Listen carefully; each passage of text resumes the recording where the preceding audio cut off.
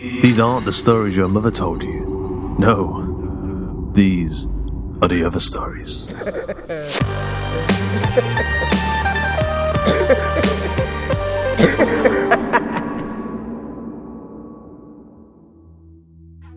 Today's episode of The Other Stories is Webbing, written by Sarah Jane Justice and narrated by Georgia Cook.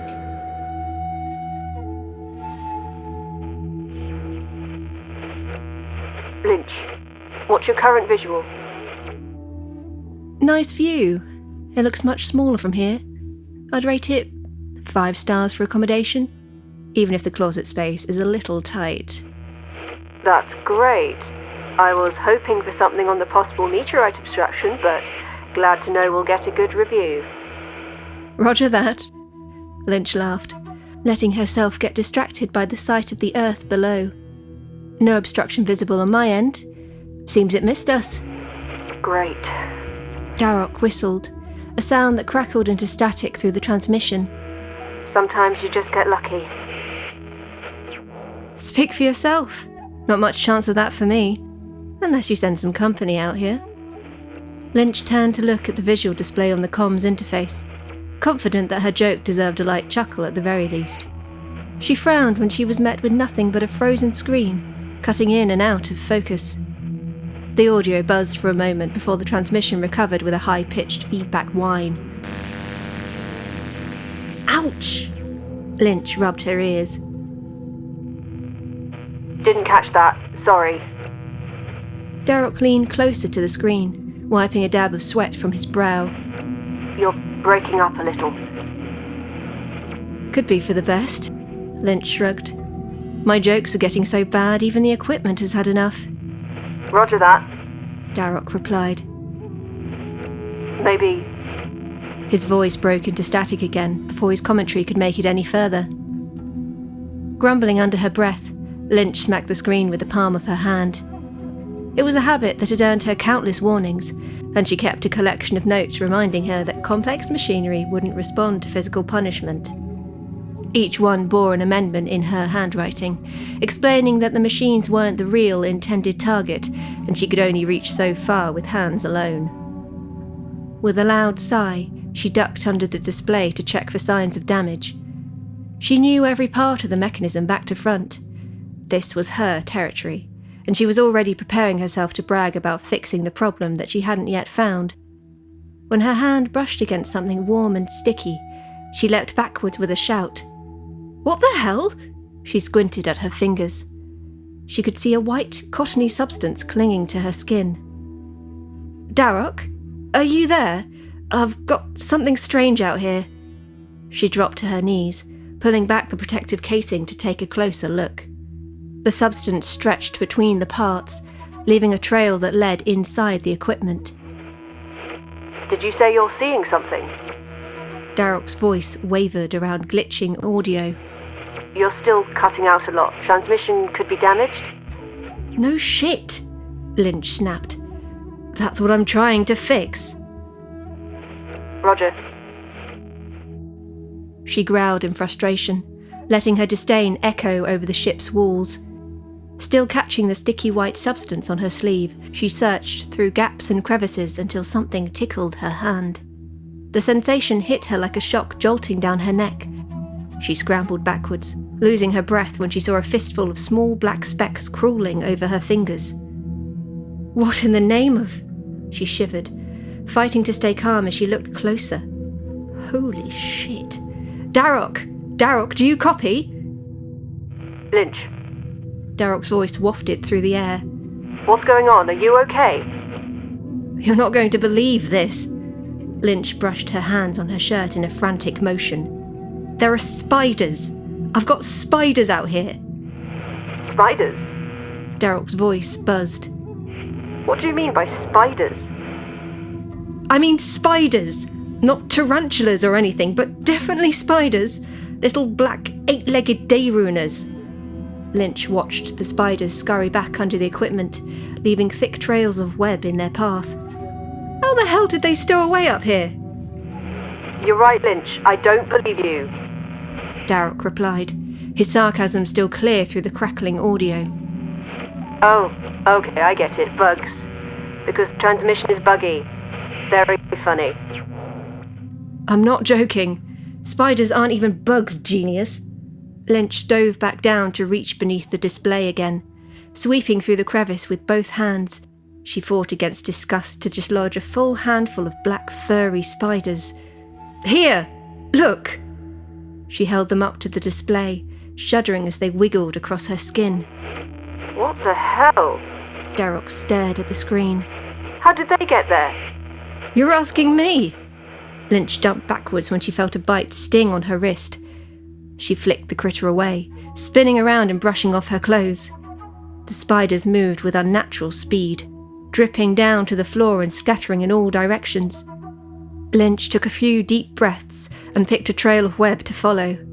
She inched forward, already seeing movement beneath the cover of the seat in front of her. Watching the material pulsate, she braced herself and pulled open the cover to reveal a writhing clump of legs and web. The spiders erupted out of the lining, spreading across the floor and up the walls. "Darroch!" Lynch yelled, clutching the receiver as she jumped back. The spiders moved in a wave, gripping her clothing and burrowing through any gap they could find. "Darroch, do you copy?"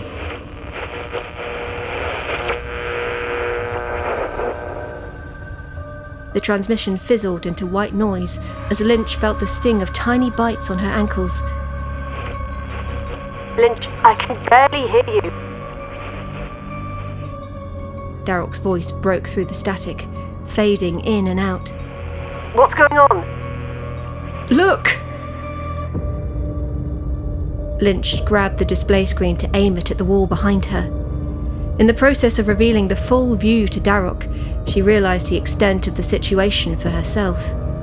Either the spiders had been breeding somewhere inside the ship, or they were now multiplying in front of her eyes. The creatures had spread to every surface and started weaving webs between them. No matter which way Lynch moved, spiders dropped onto her, falling from the roof and scurrying across her skin. Can you see where they're coming from? Darroch called through the transmission. "Currently, it looks like they're coming from everywhere," Lynch yelled back, wincing from the pain of repeated bites as she tried to shake them away. "How about we figure out how to get rid of them? Then we can work out how they got here. Christ!" She bit her lip as she felt a stream of spiders roll down her cheek. With one hand, she clawed them off her skin and smacked them against the wall. Roger. Darroch snapped into action. Lynch, if you can access the emergency hold, I can lock it from this end. Move fast enough that the spiders can't get in there with you, and I'll seal you in. If I can open the airlock while you're safe in the hold, it should get rid of them. "Roger."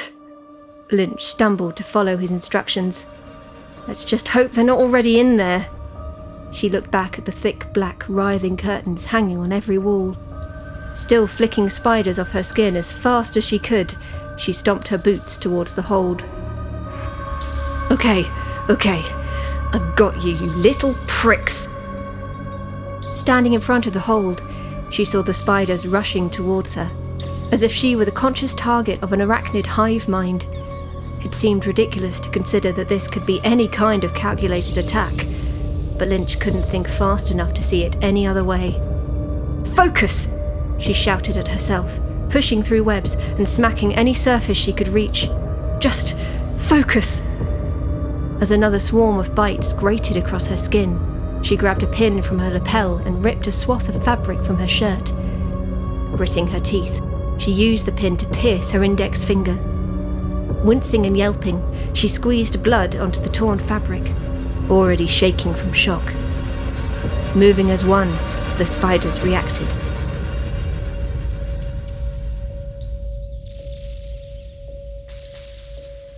A horde of scattering legs homed in on the blood, covering any drop that fell to the floor. Lynch acted fast, squeezing her finger to douse the cloth. When she lifted it into the air in front of her, the spiders slowed their crawling. She waved it back and forth, watching as they swayed, as if the action had them mesmerized.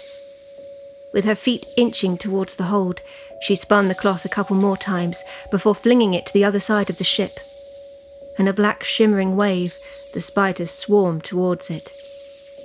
"Unlock now!" Lynch yelled towards the receiver.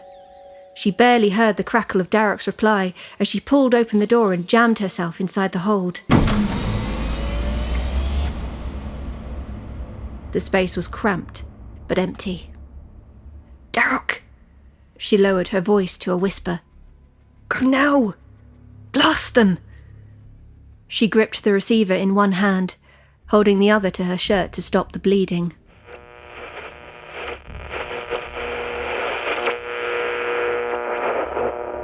The transmission crackled and glitched, transmitting only noise without any discernible language. Lynch cursed as she slapped the device with the palm of her hand. Out of nowhere, the transmission snapped with a chilling whip-like sound, before falling into complete silence. Knowing that there was nothing else she could do, Lynch waited, closing her eyes and counting her breaths. The absence of sound was stifling. But for a moment, she swore she could hear a rustling that reminded her of wind. As someone who found comfort in science and reason, she held only a small sliver of superstition, and she carried it like a secret. Without any active comms, she had no logical way of knowing what was happening outside the hold, but she felt certain the lock had been opened. Lying still, she waited, with only the number of counted breaths to give her any indication of how much time had passed. She kept the comms receiver clutched tight in her hand until it crackled back into life. Beeps and static whirred into her ear as she pulled it close to her face. "Darroch! Darroch, do you copy?" she hissed. His voice crackled out before the transmission returned again. Roger, I can hear you. "Is the lock sealed?"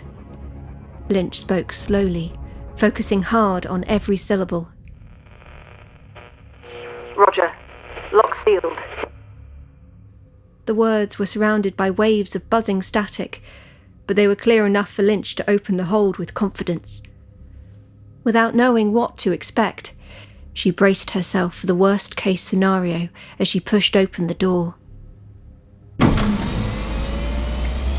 On the other side, the ship was quiet and still. Lynch ventured out of the hold in slow steps, scanning every surface for signs of life. She made her way to the visual comms interface without seeing a trace of spider or web.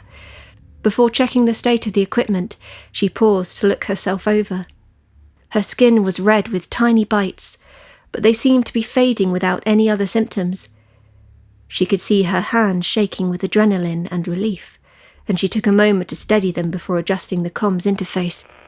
Lynch! Lynch, there you are. Darroch's face appeared on the screen as the static faded. What the hell happened? What's going on? Everything okay out there? "All good, by the looks," Lynch replied. "I'm in one piece, and I can't see any sign of infestation. The airlock seems to have done the trick, and without too much leftover damage that I can see. I'll tell you what, I'll be keeping an eye out for a while. Doubt I'll be getting much sleep in the near future." Through the display screen, Lynch could see Darroch staring at her. His lips were taut and pale, and his eyes showed visible concern. The transmission repaired itself to full clarity, and Lynch could see every wrinkle of fear that crossed Darroch's face. He looked her up and down, peering around her to assess the state of the ship. What? Her muscles stiffened, and her hand flew up to grip the side of the display. "What is it? Darroch? Is there more? Do you see more?" No, I don't. I don't see any of them. He grimaced. That's actually the problem I'm having. "What do you mean?" Lynch stared at the screen, her knuckles turning white as she struggled to interpret Darroch's expression. The transmission was clear enough for me to see you get in the hold. Darroch replied. But it stopped, completely. Our system lost all contact with the ship until you got out. We couldn't reach you, but we also couldn't access control to the lock. We weren't able to open it. The lock didn't open. No. Lynch straightened her back, unable to look away from the screen. So, what happened to the spiders? She asked. Pale-faced and trembling, Darroch shook his head, opening his mouth a few times before he managed to speak. I have no idea. With panic rising over the adrenaline that still coursed through her, Lynch turned around in a slow circle, seeing nothing on any of the walls around her. When her eyes returned to the comm screen, any sign of a signal had gone dark.